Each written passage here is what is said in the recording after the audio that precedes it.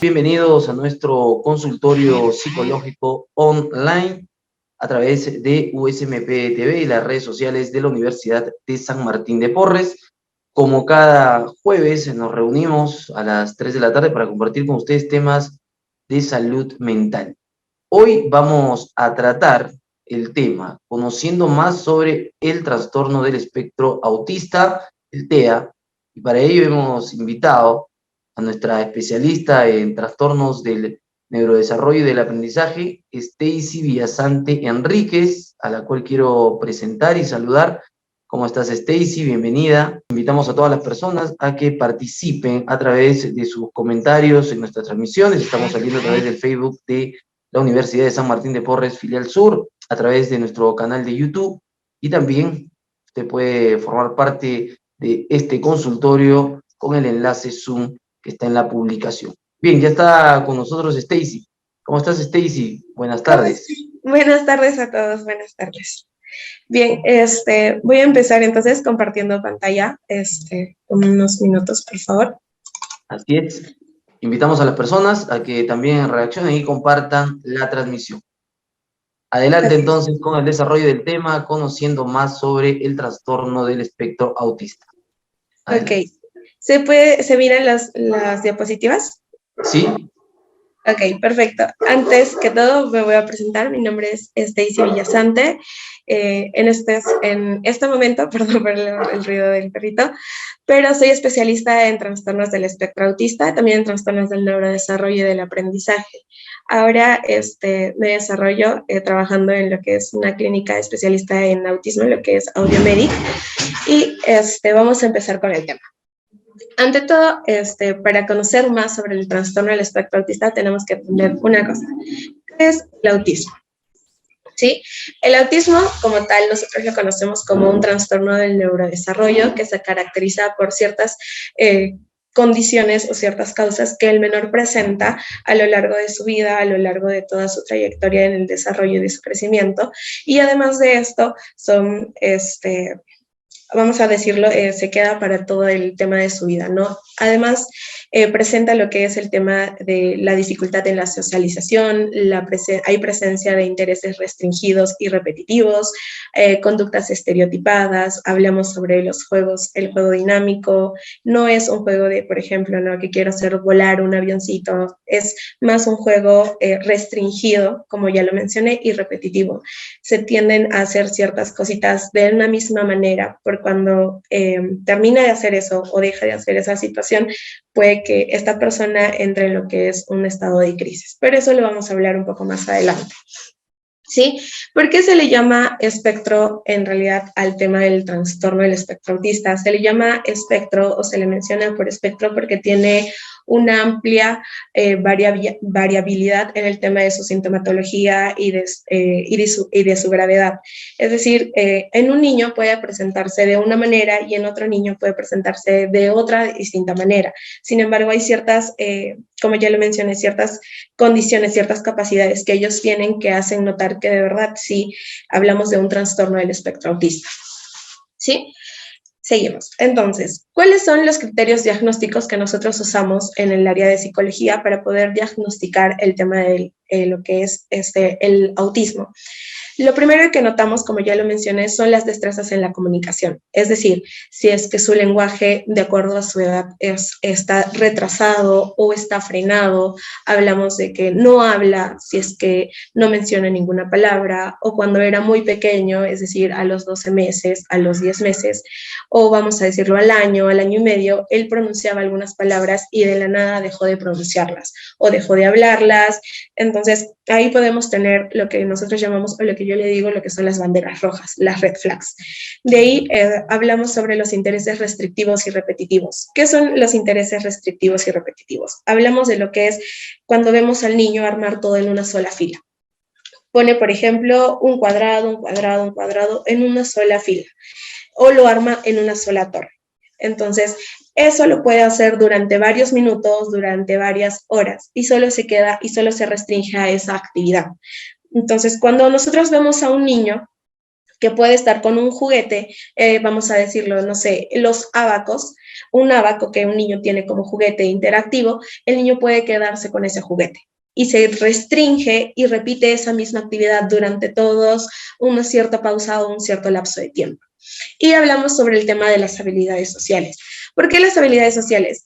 En el caso de los niños con autismo se les hace más difícil entablar una relación social. Hay muchos niños que tienen autismo, que yo tengo varios pacientitos que tienen el tema del autismo, que sus habilidades sociales o son muy bruscas, es decir, que necesitan interactuar con los niños, pero entran de una manera bastante brusca, es decir, entran de frente al círculo social, no como lo hacemos, vamos a decirlo, normalmente, pero son muy bruscos o netamente solo se restringen a no estar o no incluirse en un grupo de interacción social.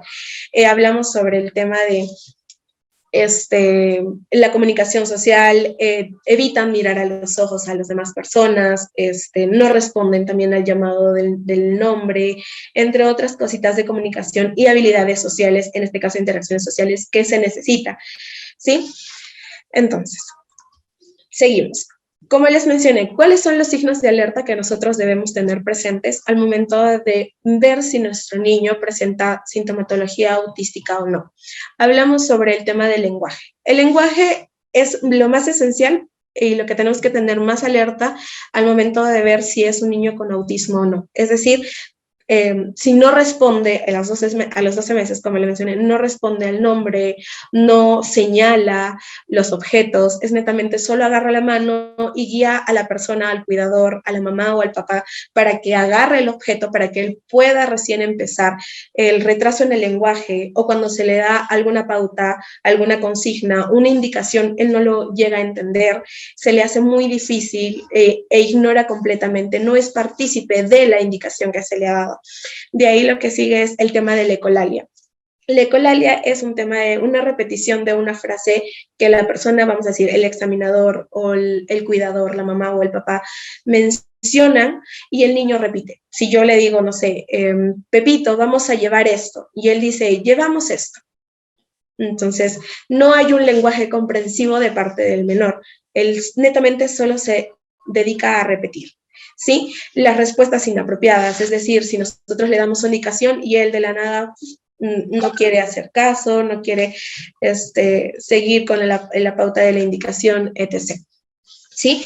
A los 18 meses vamos a hablar sobre el juego simbólico, es decir, que sea un juego, el juego dinámico no está dentro de las pautas, en este caso del niño con autismo, no hay, como les mencioné, ¿no? El tema de hacer jugar a dos animalitos o a los carritos que hacen por la pista de carreras, no, ellos netamente se centran en un juego que es no simbólico, vamos a decir, el armar torres hacia arriba o cuando ve un juguete no es de su interés, no le gusta, no le llama la atención, más le gusta algo que sea de armar torres, armar filas, o se centra netamente, por ejemplo, en las figuras geométricas, o netamente solo le gustan los animales, o solo le gusta ver los animales o armarlos en cierta forma, ¿sí?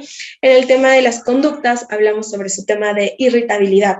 Son los niños con autismo, no todos, vamos a aclarar esta parte, no todos los niños con autismo son irritables, ¿sí?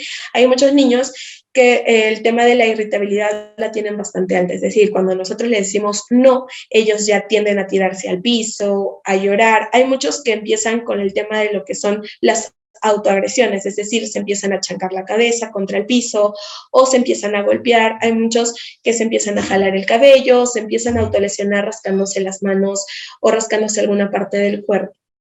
¿Sí? Hay que tener en cuenta que también el tema de lo que son los golpes o el tema de rascarse las manos o alguna de estas pautas que ya mencioné, también vienen a ser parte de algún nivel sensorial.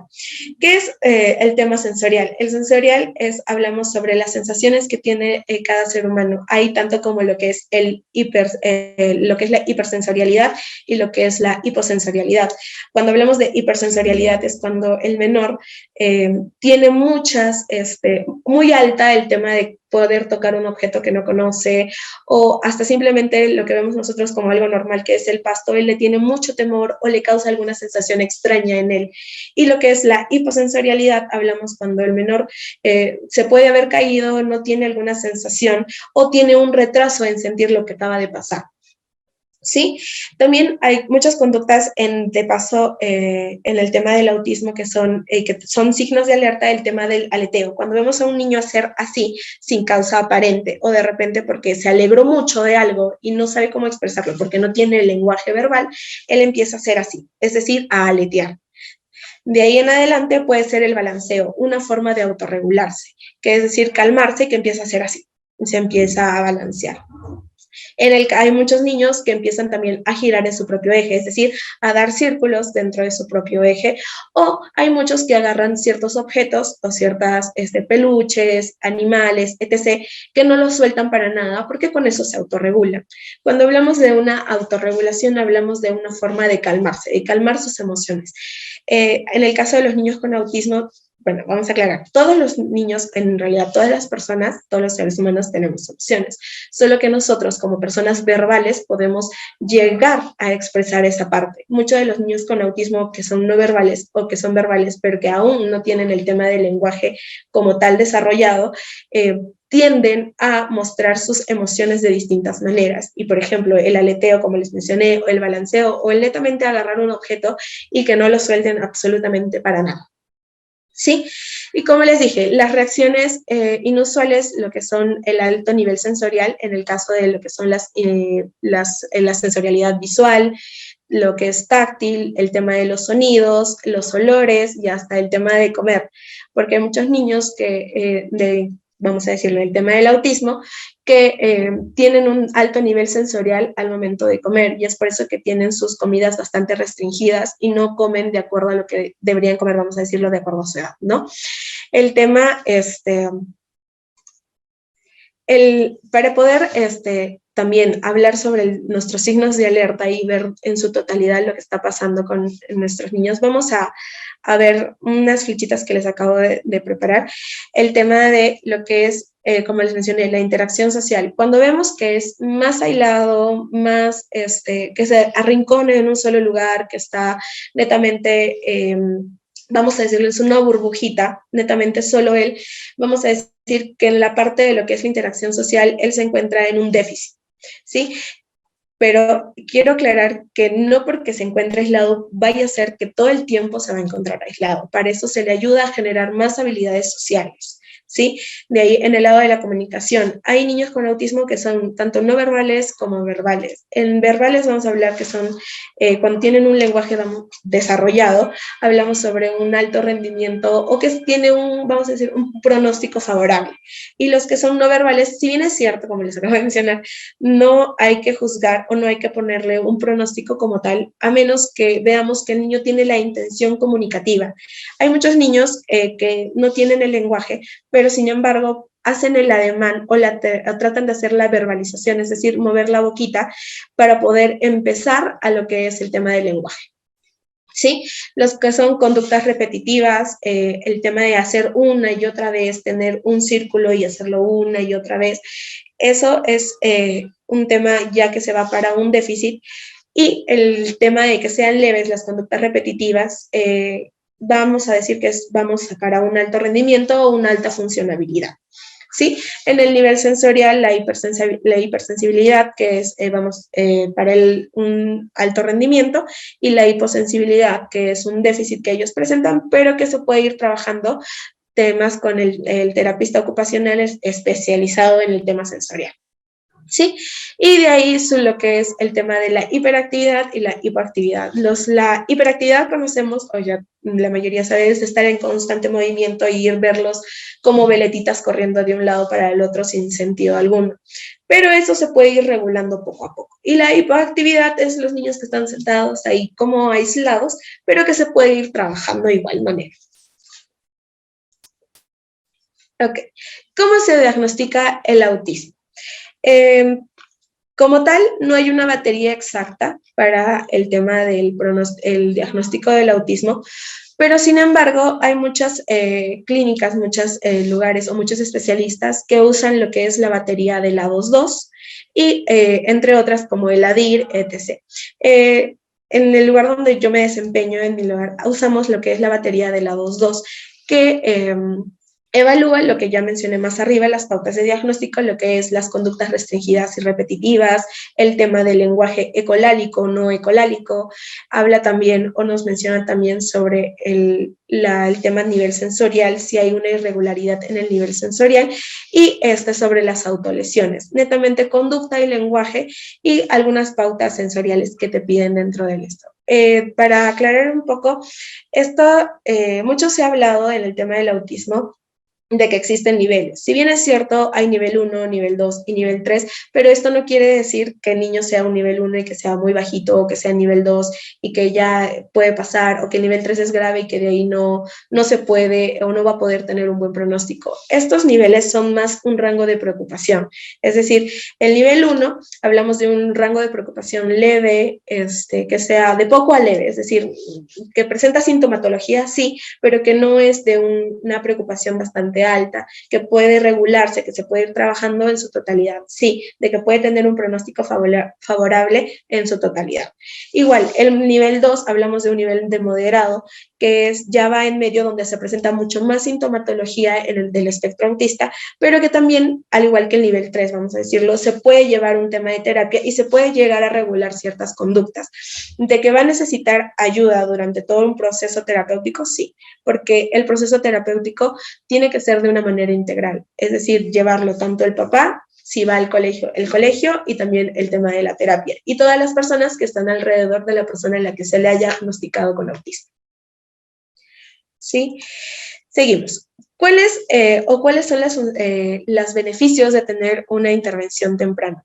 El tema de la intervención en lo que es el autismo, una intervención temprana como tal, ayuda a dar la posibilidad de corregir las causas, vamos a decirlo, neurobiológicas. Hablamos del tema cognitivo, es decir, el tema de la atención, el tema de la memoria, conciencia, percepción, entre otras partes que trabajamos con las partes de los niños con autismo.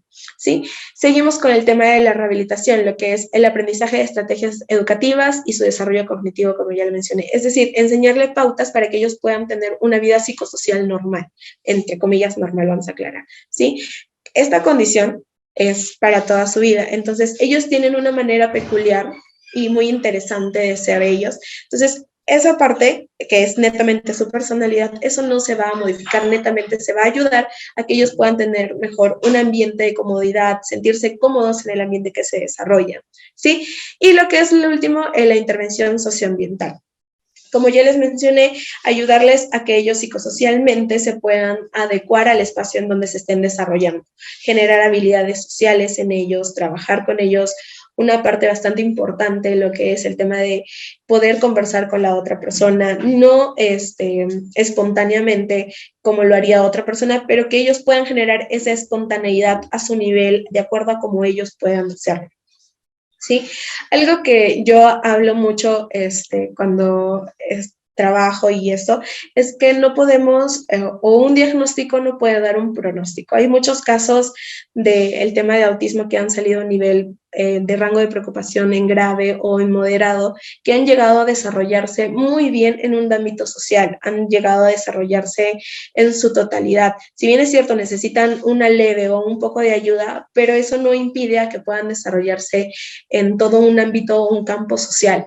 Sí, como por ejemplo tenemos, tengo entendido que Leo Messi es una persona que ha sido diagnosticada con autismo desde muy pequeño, y él es un gran jugador de fútbol.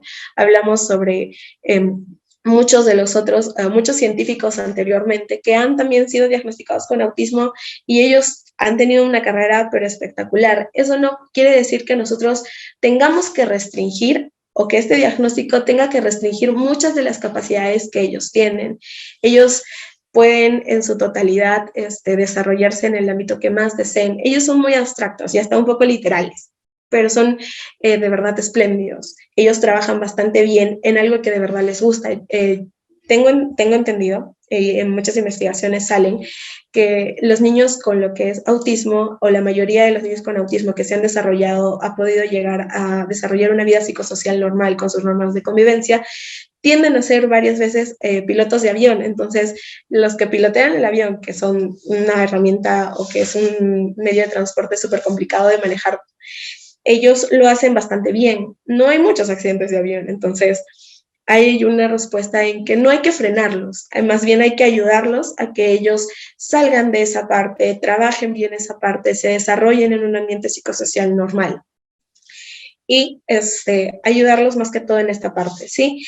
Para finalizar ya con el tema de el autismo, conociendo más un poco sobre el tema del autismo, para el tema de la intervención como tal, hay muchas preguntas que se hacen los papás, o el tema de recibir netamente la pauta o el tema del diagnóstico de que su niño tiene autismo, los hace sentir primero como que los hace pasar como un duelo. La etapa de la negación, luego la aceptación, hablamos que ellos pasan cada etapa poco a poco. Se niegan a creer que sus hijos tengan autismo y luego cuando empiezan a investigar o empiezan a desarrollar más esa parte, ellos entienden que sí, pero algunos se quedan frustrados.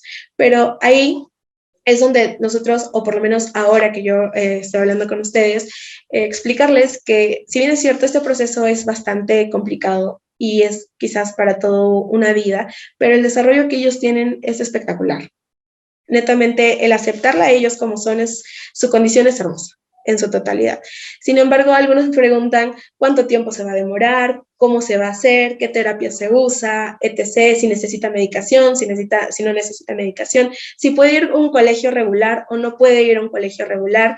En muchos casos, los niños con autismo pueden ir a colegios regulares, es decir, tener una educación básica regular.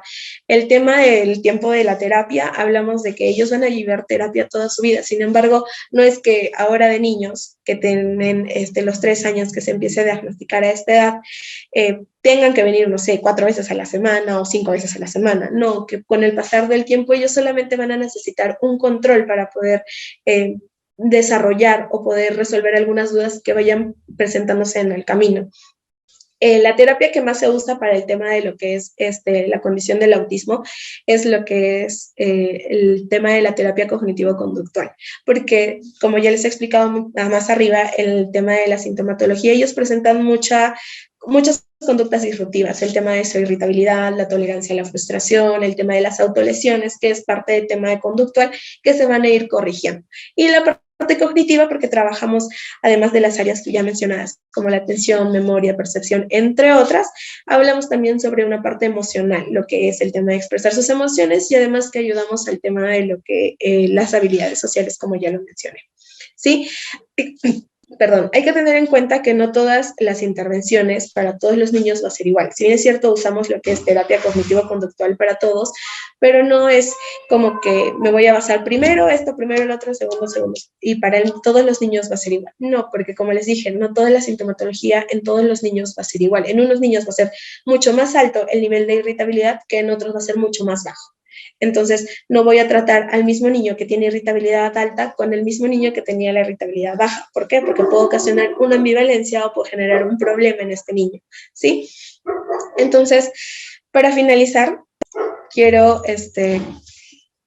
presentarles el lema de este año del Día del Autismo, que es construyendo una sociedad inclusiva para las personas autistas. Los invito a todos ustedes que este domingo, que es el Día Mundial de la Concientización del Autismo, el día 2 de abril, todas se vistan de una prenda azul o anden con una prenda azul para ser representativos y ser unas personas incluyentes a las personas con autismo. Ellos son tan iguales como nosotros, ellos tienen sus cosas al igual que nosotros, entonces ellos son magníficos. Desde mi perspectiva, desde mi opinión y desde lo que yo he trabajado con ellos, ellos son magníficos y ellos pueden enseñarnos mucho más de lo que nosotros sabemos. Muchas gracias. Muchas gracias, Stacy, por la presentación y por el tema que hemos tratado el día de hoy, conociendo más sobre el trastorno del espectro autista. Tenemos algunas preguntas para trasladarte. La primera de ellas es relacionada a la compañía que debe tener un niño con autismo. Nos consultan si es que se debe contratar a una persona que lo acompañe para las clases en el colegio. Si es así, a todas, algunos días de la semana. Esperamos tu respuesta. Ok, bien.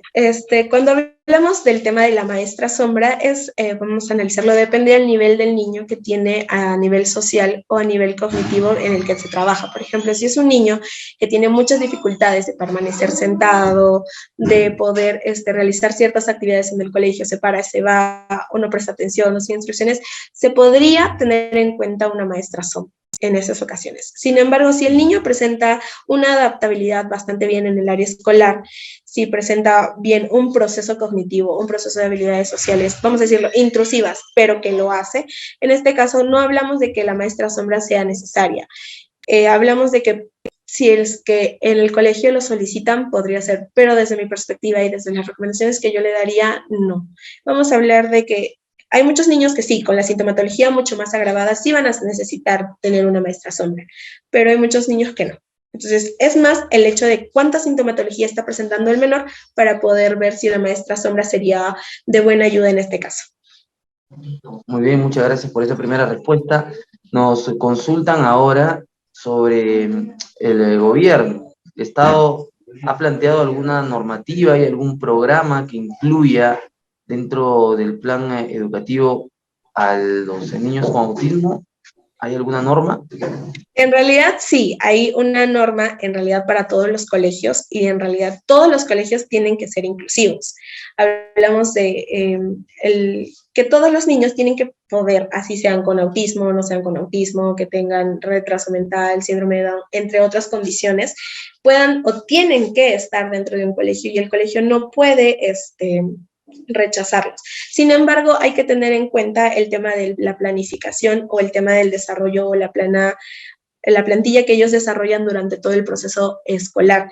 Si bien es cierto, hay muchos niños o muchos colegios, a decir verdad, que son inclusivos, pero hay muchos que no.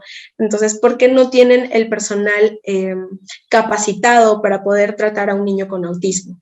Entonces, es más un tema de la capacitación que de la misma ley, porque de que hay una ley en su totalidad. Pero de que la capacitación, falta capacitar más docentes sobre el tema del autismo, el tema de poder ayudar a los niños con autismo, sí. Y bien, finalmente nos consultan si es que hay alguna estadística, algún registro a nivel quizás de Arequipa o del país respecto Sí. a cuántos niños o algún promedio de cuánto estamos en Sí, el justo Perú. tenía mi idea de la parte de acá atrás para explicarles esa parte, pero según la OMS, uno de cada 10 niños, una de cada 5 niños padece o tiene la condición de autismo.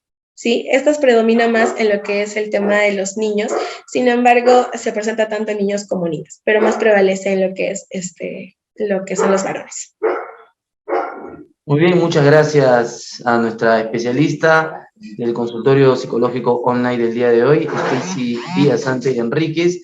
Hemos tratado el tema conociendo más sobre el trastorno del espectro autista, el TEA.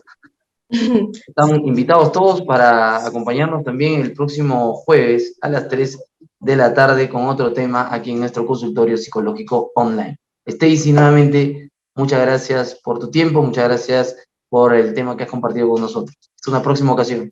Gracias a todos, no se olviden el 2 de abril, por favor, todos de azul.